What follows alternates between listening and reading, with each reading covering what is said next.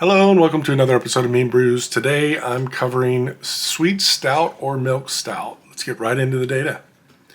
I found 29 Sweet Stout recipes, 2 gold, 12, or 2 best of show, 12 gold, 10 silver, 4 bronze, and 1 that was just award winning. BJCP style 16A, a very dark, sweet, full-bodied, slightly roasty stout that can suggest coffee and cream or sweetened espresso. The style goes back a long ways. So if you look at the evolution, it's evolving a lot. It's changed very much so from when people started winning in the 80s, and I'll show that to you. And there's a lot of variation, as you'll see in the data I present.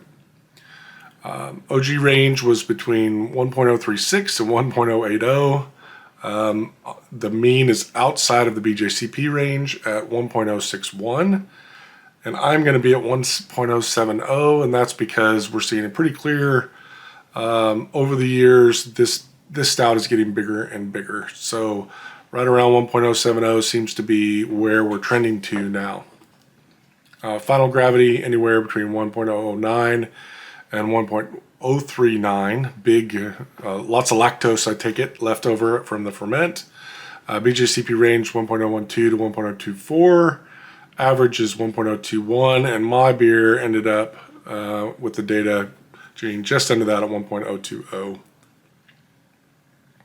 IBUs, BJCP range is 20 to 40. We had one all the way up to 67, which I think is well out of the style. The mean was right there in the middle of the range at 31. I'm going to be at 35 because, again, we're seeing a trend upward through the years for hops, probably to balance out that bigger gravity. Color range for BJCP is 30 to 40. People are making this all the way to 107. Thank you, Nelson Kroll. I believe yours was 107.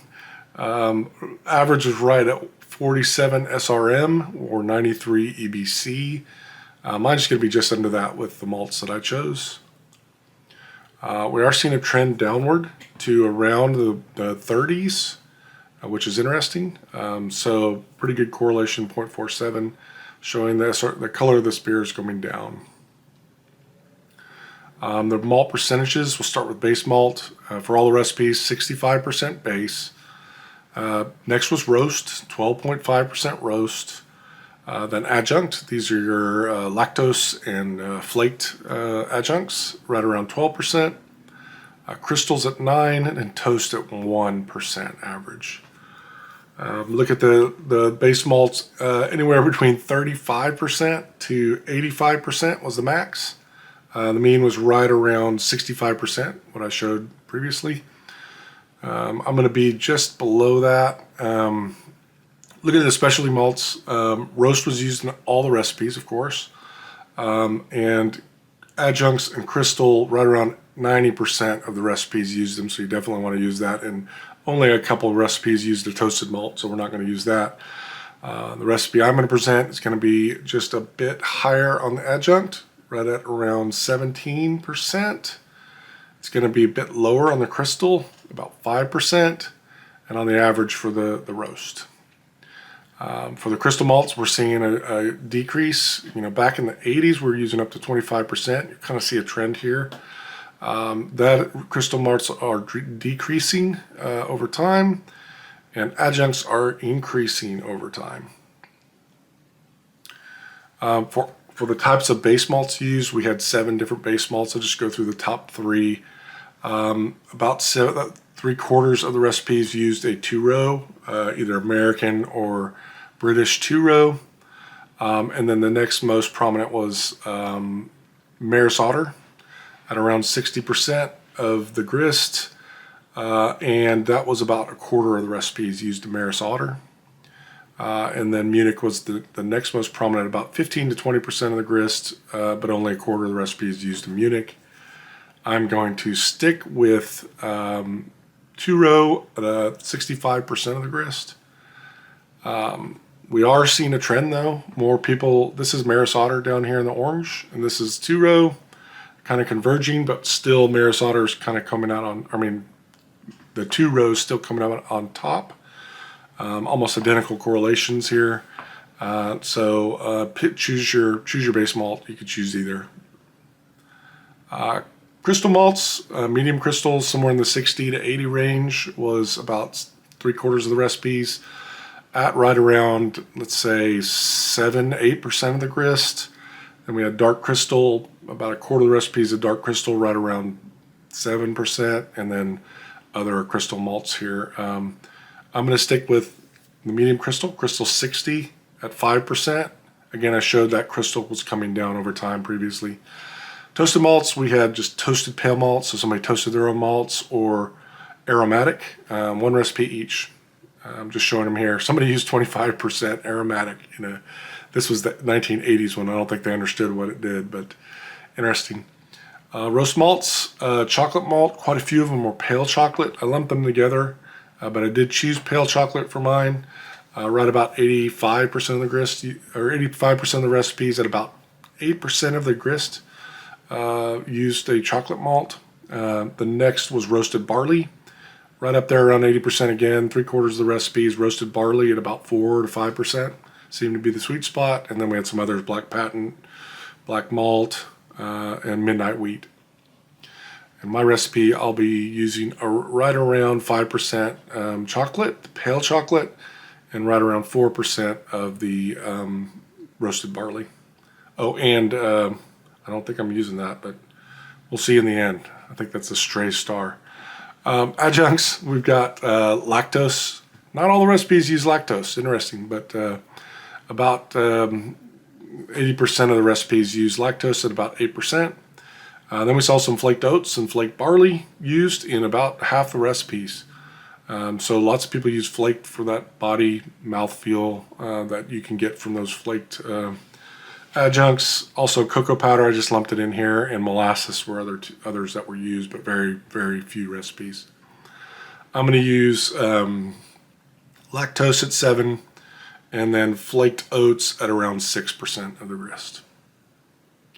And flaked barley, flaked barley at about 5%. That gives me about 17%.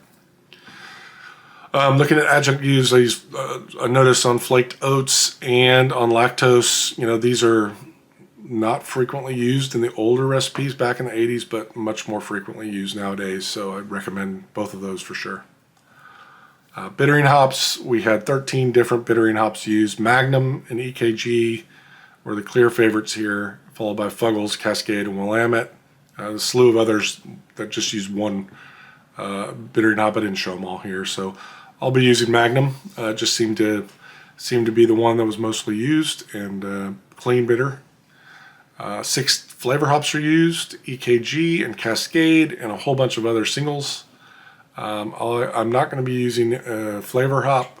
Aroma hops, we had 4 different used: EKG, Fuggle, Cascade, and Magnum. Magnum as a aroma hop, interesting. I'm not going to use aroma hop either.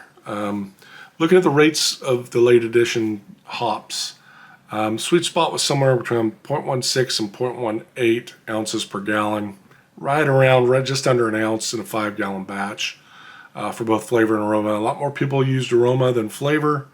About 50% of the recipes used an aroma hop, and about 1/4 used flavor hops.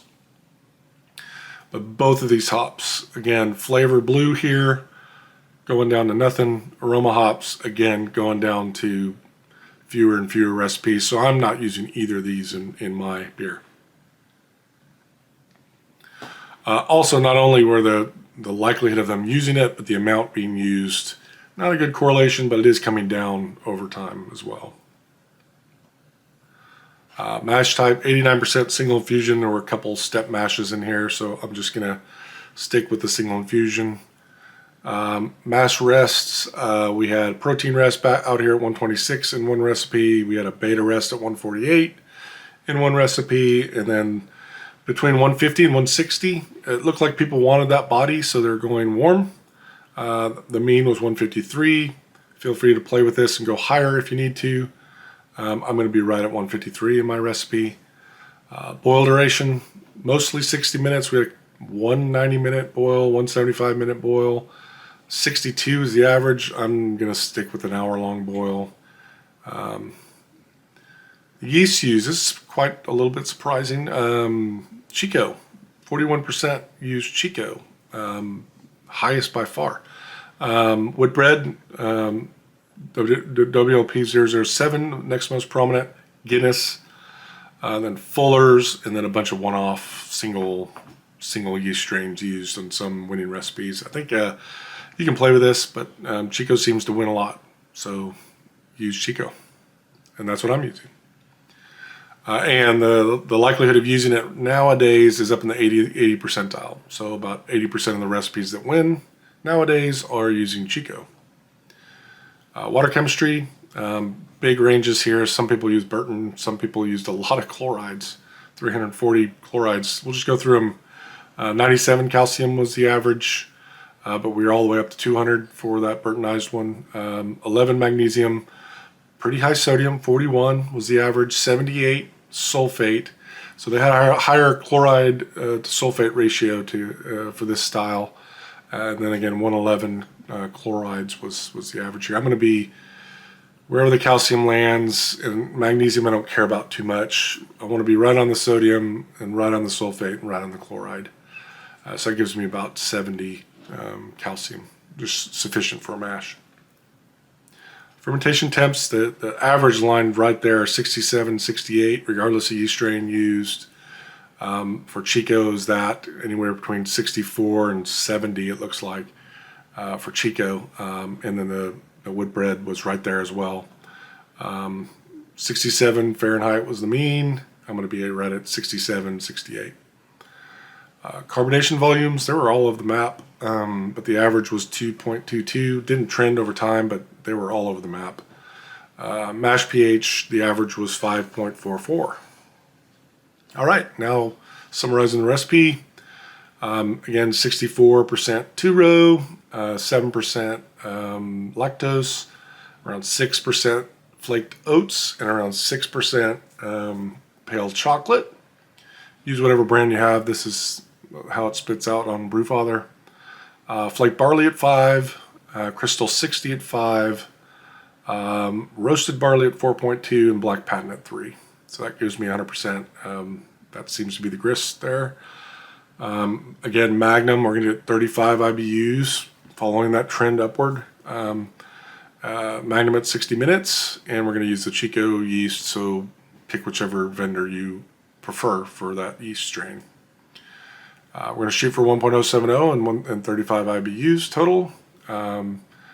Water chemistry, we just walked through that, so I won't do that again. Mash pH 5.4, following the trend. We're going to do infusion mash at 153 Fahrenheit or 68 Celsius for an hour. Hour was the average mash duration. We're going to boil it for 60 minutes. Most of them were 60 minutes. Chill to 66 Fahrenheit, 19 Celsius, and pitch that's about a 1 liter starter in a 5-gallon batch of Chico. We're going to ferment it at 68 or 20 degrees Celsius. Transfer to bottle or keg to 2.2 volumes of CO2. And that's it for today. And I appreciate you tuning in, and I hope you have a Happy New Year and you had a Merry Christmas or whatever you celebrate. And I look forward to the next video. Talk to you later. Bye-bye.